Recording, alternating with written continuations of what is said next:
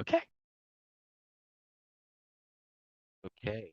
We're back the next day because I'm sick and I was exhausted. Okay. So, wow, my computer is struggling, doing too many things at once. Okay. All right. So, question six. Okay. Let alpha be a complex number which is not a natural number. Show that the power series fz equals alpha choose k z to the k, which is more precisely given by this formula right here, or maybe even more precisely by this formula right there, as a radius of convergence 1. Okay, cool. So by the way, maybe you remember this from further maths, if you've taken A-level further maths, that uh, this looks like uh, the series for, not that this is completely necessary, I think, but this looks like the series for 1 plus z to the alpha, right? Which is kind of interesting. I mean, the thing is though, you gotta be careful here because alpha is a complex number and taking a complex number to the power of a complex number, that's a multifunction, right? That's multi-valued. So, it's not quite that. Anyway, I don't know why I'm going on about it, just because, it could just, I don't know, feel a little bit more familiar. You know, it looks a little bit weird. Okay, but we want to show it has radius convergence 1. So, I mean, for calculating the radius of convergence, you generally use like either the root test or more commonly the ratio test. And I think this is what's going to work here, the ratio test, or you know the limit of this of the ratios of subsequent coefficients. So let me write down that theorem.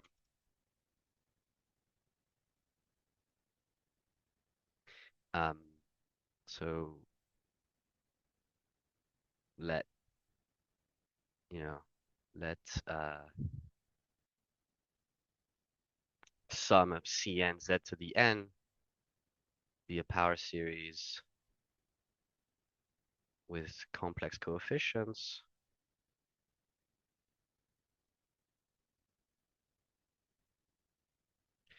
Then um, or okay, and okay, suppose that um, the limit as n tends to infinity of modulus of Cn plus 1 over Cn equals to, say, L exists, then the radius of convergence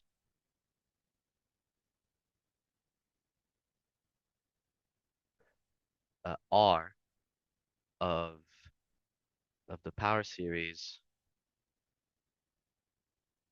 is equal to 1 over L. Okay. Um, okay. So let's look into that. Um, so so we're going to look at uh, yeah, what is it like? Alpha choose k plus 1. I suppose they're using k here as their index. I don't know. They're switching it every. They're switching. I'll use n. Um, alpha n choose n plus one divided by alpha choose n. So what is that formula? It's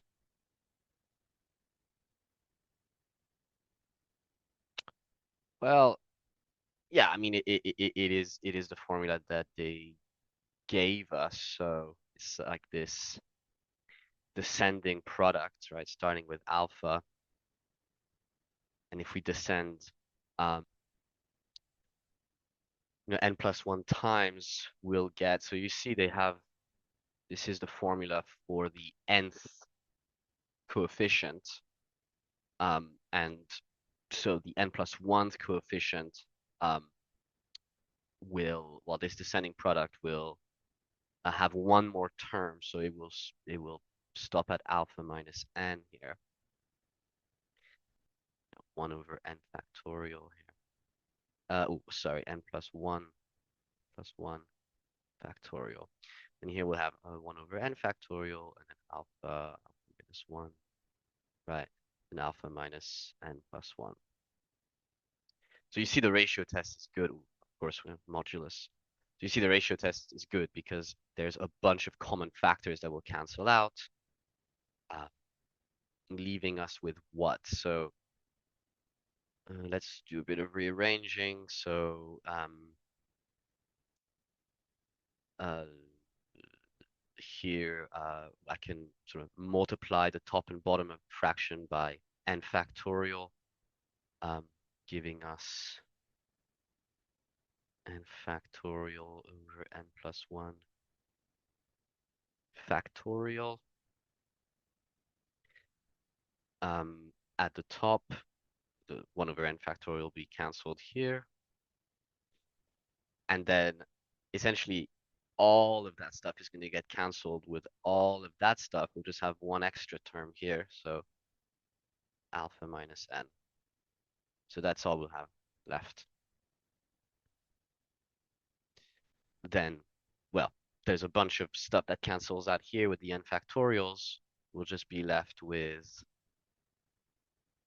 mod alpha minus n over n plus 1. Okay. Yeah. Okay. Now, well, basically now we want to look at the limit of this as n tends to infinity, and this is just a linear divided by a linear. Um, so yeah, the limit should tend to 1. Well, given that the coefficients here is -1, here the coefficient is 1, so the ratio is between those coefficients is -1, so it should tend to 1. Let's see if we can make that completely precise. Yeah, well, how about you just use the triangle inequality? Yeah. Um, and so let me just rewrite it down there. Mod alpha minus n over n plus 1 is less or equal to, well, first of all, we can distribute the modulus over the fraction, and that n plus 1 is just a real number. So modulus, well, a positive real number, so it will just be n plus 1 minus n. And then let's use a triangle inequality at the top. So that will be less than mod of alpha plus mod n over n plus 1, which again, mod n will just be n. Here we go. And so then that clearly uh, tends to 1. But we would need to bound it below as well, probably using the reverse triangle inequality. So the reverse triangle inequality. Okay, good. Um, and so when n is large, so this is pretty easy to understand, but then this with the modulus here, I'd like to get rid of that. Okay, but when n is large, obviously if n is large enough, then it will get bigger than this alpha. So basically for n large enough, we have um, yeah, we have that this will be n minus mod alpha over n plus 1 bounds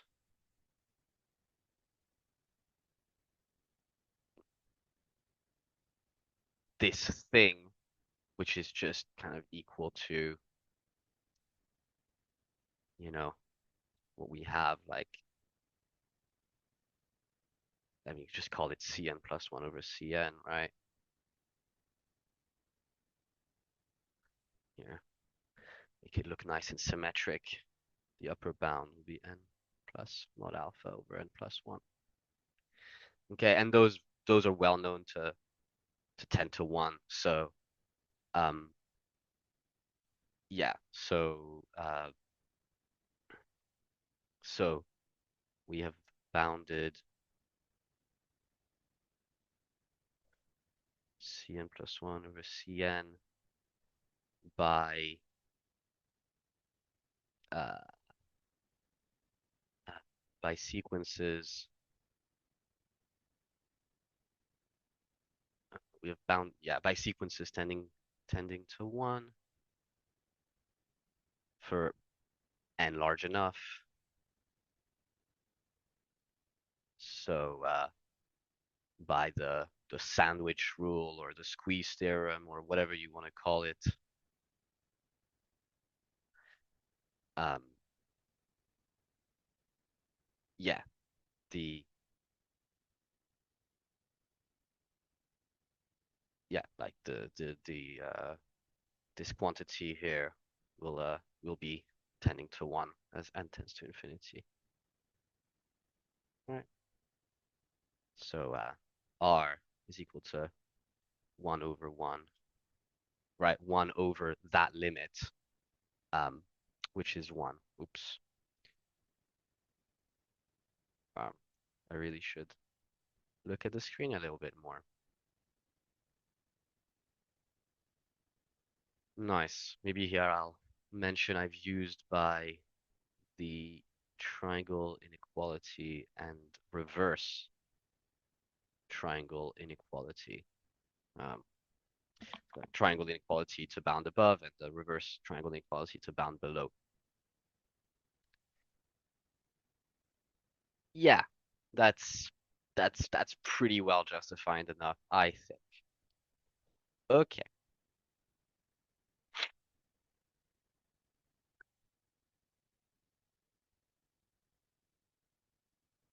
let's see what they got for us for B. Show that for mod Z less than 1, we have 1 over alpha times 1 plus Z f from Z equals f of Z. State clearly any theorem or lemmas you use. Hint, you may use without proof that the following relationship holds. Okay. Right. So what are they talking about mod Z less than 1? Well, we've shown that the radius of convergence is 1. So basically this series is only, you know, well, is valid for mod Z less than 1 at the very least. Um, they they are talking about the derivative here. Now, the result, the theorem that we'll use, which they ask us to clearly state, is the following, which is that um, uh, if theorem. Basically, that we can differentiate or that power series wherever they converge are differentiable, and their derivative is given by kind of differentiating each term separately. So theorem, how can I put this? Suppose that uh, the series Cn z to the n infinity converges for mod z less than r, right? Uh, then the function f of z, defined by, you know, by the series is differentiable.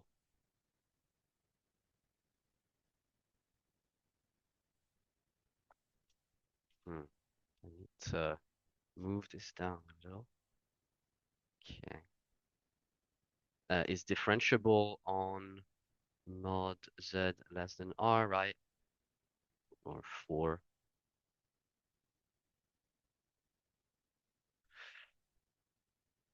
Uh, and um, f prime of z is equal to the sum from n equals 1 to infinity, Cn times n z n minus 1.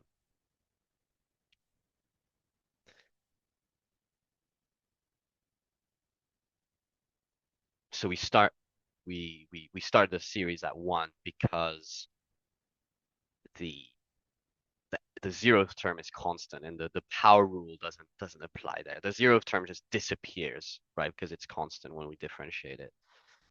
So we start at 1, and then yeah, it's just as if we can just use the power rule or differentiate each term kind of separately. Um, here. Okay, cool. So let's turn a page.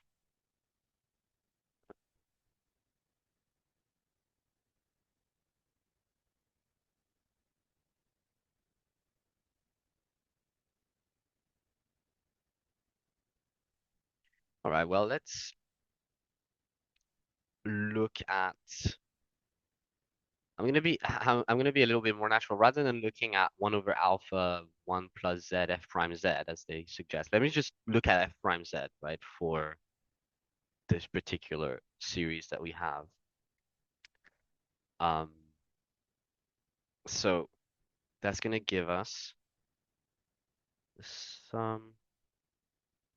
So I'm looking at this formula, right? The constant term is gonna disappear, and then z to the n I'll just replace with n times z to the n. Alpha minus 1, blah, blah, blah, all the way up to alpha minus n plus 1, all over n factorial, and then times n z n minus 1. Okay, so what do we notice? Something kind of nice happens.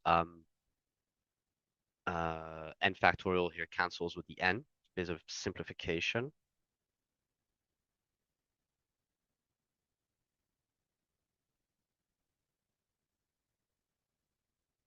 to give us n minus 1 factorial z n minus 1.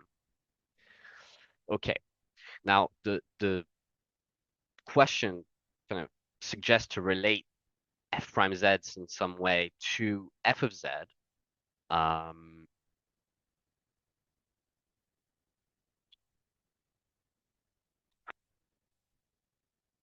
okay. Uh, which, yeah, I mean, I kind of get it because, I mean, this looks a lot like um, f of z, actually, because, yeah, it's just almost looks like the correct coefficients. In fact, if we um, if we kind of re-index the sum, let's see. So,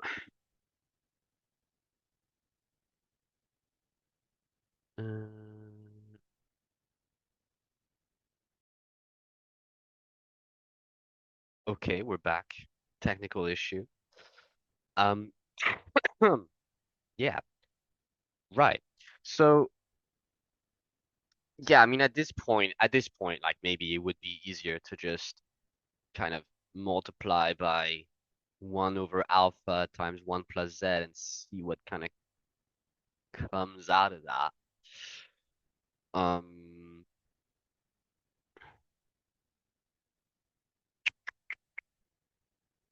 so let's do that.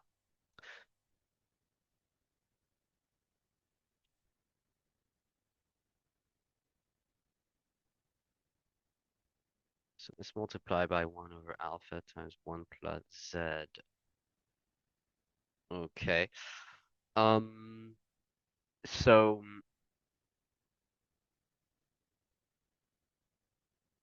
mhm.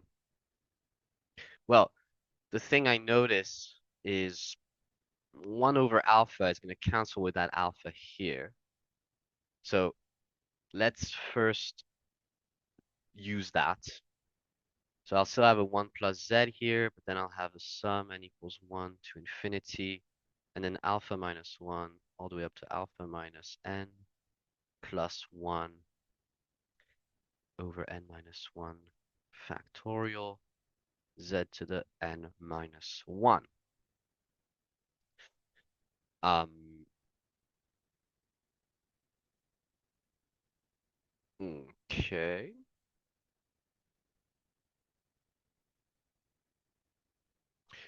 You know, I mean, I realized that, yeah, I kind of realized actually I'm kind of shooting myself in the foot not using this kind of hint there.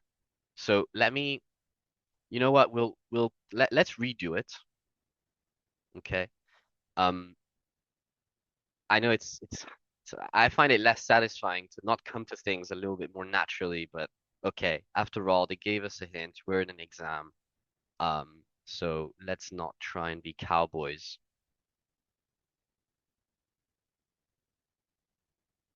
So what I'm gonna do is I'm gonna actually not use this form of the series. I'm gonna kind of keep to that little formula there. And so I'm gonna go 1 over alpha 1 plus z. Um,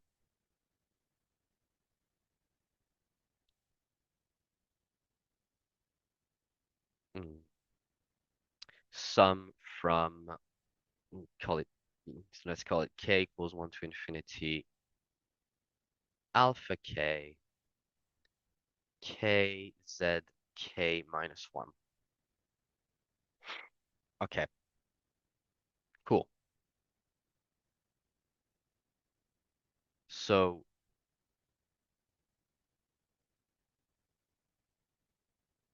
let's multiply by 1 plus z. So literally, well, kind of distributing, right? So if we distribute a 1 onto this sum, obviously nothing happens. And if we distribute a z onto this sum, we'll just the powers of z will increase by 1. So we'll get z to the k. So we'll have 1 over alpha, k equals 1 to infinity, and then the sum of two terms. K alpha k zk minus 1, just the same, and then simply plus, um, yeah, plus, my bad, k alpha k z to the k. Okay, okay. And you know what? Might as well bring in the alpha through. Not really necessary. Yeah, I mean, might as well because I'm trying to make it look like this left-hand side of the hint there, right? Okay. So now well, the kind of the issue is that we've got, I'm tr essentially we want to get to f of z in the at the end of that, right? So the idea is like, okay, I mean, this there's a few there's quite a few issues. These terms where it's starting to kind of look like those, although looks like one of them has a k plus one instead of a k. And actually, what's going to happen is, uh, yeah, we're going to have to reindex one part of the sum because, well, there's two. If we want to make it look like f of z, we need the sum to start from k equals 0, and we need to bring together, like we need to kind of have just a z to the k here, right? So what I'm going to do is make the start reindex the sum so that it starts from 0, right? So every k that I see, I need to replace it with k plus 1. Yeah, exactly. So um yeah. So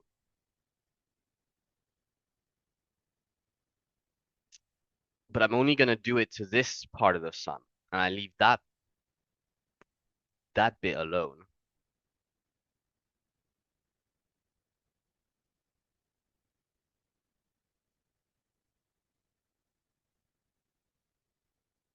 So to the k plus k equals 1 to infinity k over alpha, alpha choose k, z k. Nice. So then now we can kind of bring those two sums together, but we'll just exclude, since that one starts with k equals 0 and that one starts with k equals 1, basically the k equals 0 term will um, take it out on its own. And when k equals 0, in fact, that's just, it should, I'm hoping it should be just 1. Um,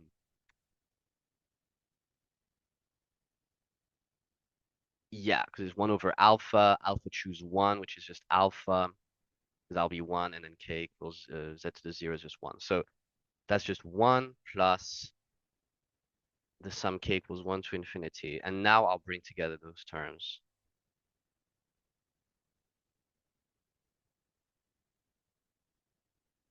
Plus k alpha, alpha choose k,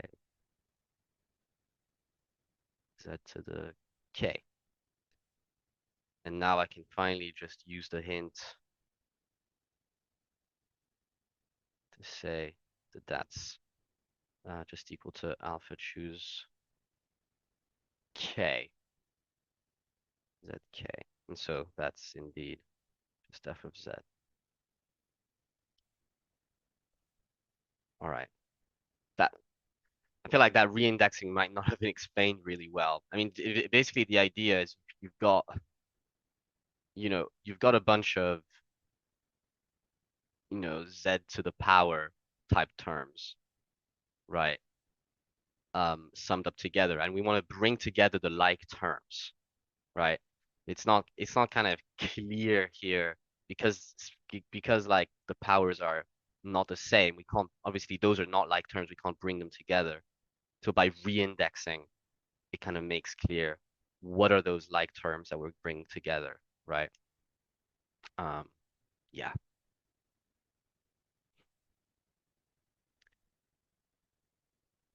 Okay.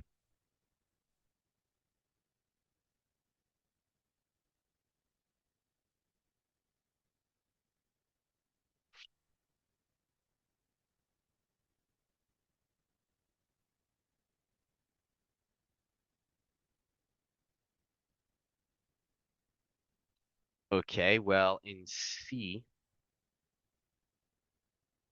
they actually want us to prove the thing that I talked about in the beginning, which is that f of z equals 1 plus z to the alpha for mod z less than 1. I mean, I suppose it's one, what they mean is it's, yeah, it's one of the values of 1 plus z mod alpha, but okay. 1 plus z to the alpha, sorry. And they want us to do that by considering the derivative of this function. Okay. So, right. I mean, okay, well, if fz is supposed to be 1 plus z to the alpha, then gz, well, that's gonna be equal to 1. So I guess they're suggesting to us to prove that gz is equal to 1 by considering its derivative.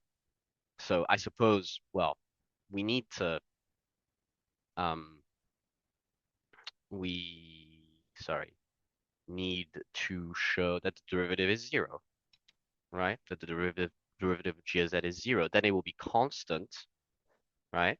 Then we will prove it's constant. And yeah, and then to prove that it's equal to 1, that's pretty easy because now if we know that g of z is constant, then we can just plug in any value of z, and of course the right value of z to plug in is 0, right? Any value of z in the you know in the domain of definition. And yeah, the easy value to plug in is 0, and we plug in 0, well, indeed we do get 1.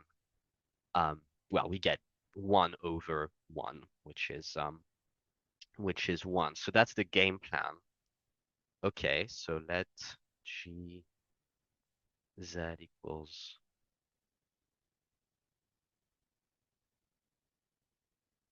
fz over 1 plus z to the alpha.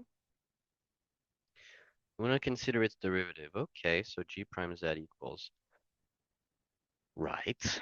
Well, you know,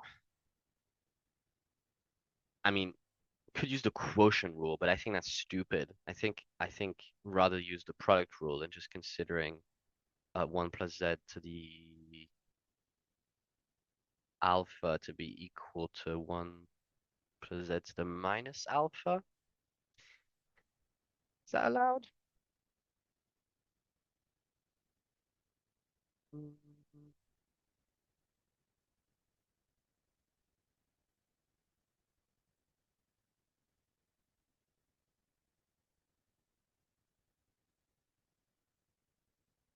yeah, yeah, it is. Okay. Um, so g prime z. Okay, so we'll use the product rule and the kind of power rules and so on. Like we'll use the normal rules for differentiation. They do apply, the same rules apply um for complex differentiation, and the power rule still applies for complex differentiation, and the chain rule and so on. So we'll have f prime of so f prime of z 1 plus z to the minus alpha, okay, plus f of z, and then uh yeah, times minus alpha 1 plus z to the minus alpha minus 1, right? Which is valid since,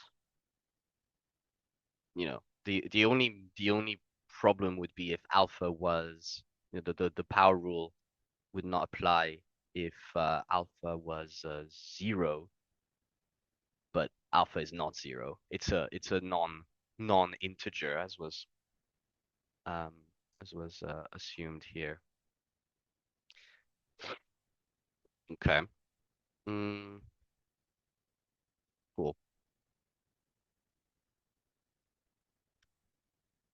So I imagine that we're going to use the result from B here. So rewriting f prime of z as f alpha times f of z over 1 plus z.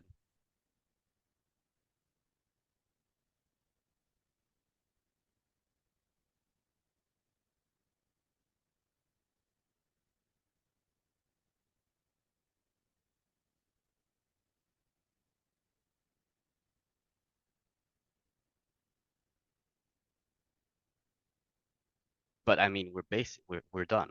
I mean, that's then simplifies to 1 plus z to the minus alpha minus 1.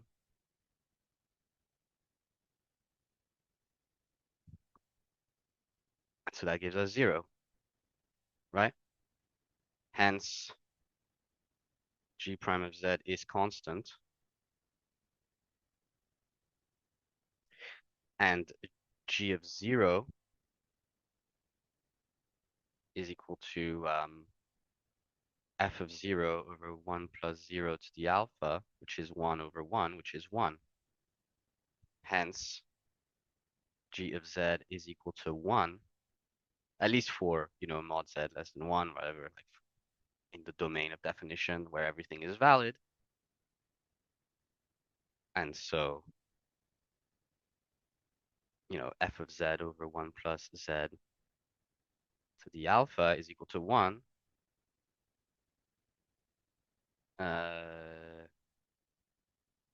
which implies f of z is equal to 1 plus z to the alpha. Mod z is less than 1. And if that's 9 marks, I don't see how that seems kind of easier than the previous questions in my book. Sorry, I don't know if everything was caught there.